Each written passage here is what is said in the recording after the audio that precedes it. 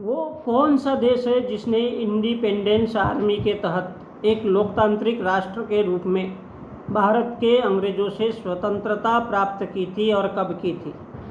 वो कौन सा देश है जिसने इंडिपेंडेंस आर्मी के तहत एक आर्मी लगा करके अपना अलग थलग देश बनाया था? म्यांमार ने सन 1948 में, जिसको हम बर्मा भी कहते हैं। आंग सान सू की कहाँ की रहने वाली महिला है? आंग सान सू की कहाँ की रहने वाली महिला है जिसे 1991 में नोबेल शांति पुरस्कार दिया गया था। म्यांमार की एक राजनेता है।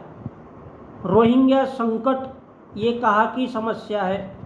जब जब म्यांमार में, पूर्व बर्मा में तख्ता पलट होता है, सेना को लगा करके वहाँ का शासन बदला जाता है, सैन्य प्रशासन कार्यवाही होती है, तो वहाँ के मुसलमानों को बर्मा से भगाया जाता है। बर्मा से भगाया जाता है, वो भाग करके बांग्लादेश में शरण ले लेते और इसलिए उनको रोहिंग्या संकट कहते हैं। बर्मा के लोग जब सेना लगाई जाती है, उनको मारा पीटा जाता है, तो वो भाग करके बांग्लादेश में शरण ले लेते, उनको रोहिंग्या संकट कहते हैं। और यही रोहिंग्या जब भारत के बॉर्डर पे आते तो उनको भारत में रोहिंग्या कहते, जबकि वो बर्मा म्यांमार के लोग हैं। और वही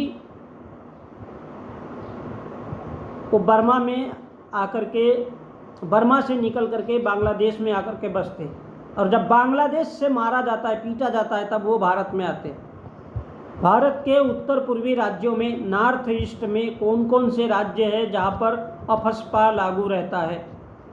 जम्मू कश्मीर एक संवेदनशील क्षेत्र है, एक संवेदनशील राज्य है जहाँ पर अफस्पा कानून हमेशा ही लगा रहता है। वैसे ही नागालैंड, असम, मणिपुर, अरुणाचल प्रदेश, मणिपुर, त्रिपुरा, मिजोरम, नागालैंड, इन बहुत सारे राज्यों में अफस्पा कानून लगता है। मणिपुर, त्रिपुरा, मिजोरम, नागालैंड राज्य किन दो देशों के बीच में स्थित है? मणिपुर, त्रिपुरा, मिजोरम और नागालैंड, ये राज्य किन दो देशों के बीच में स्थित है जो भारत का हिस्सा है? बांग्लादेश और म्यांमार के बीच में मणिपुर है, त्रिपुरा है, मिजोरम है और नागालैंड है। इसलिए ये अति संवेदनशील राज्य है, क्योंकि बांग्लादेशी अंग्रेज और म्यांमारी अंग्रेज जब इनको मारते हैं तो ये भारत में शरण ले लेते हैं, और इसी को रोहिंग्या संकट कहते हैं।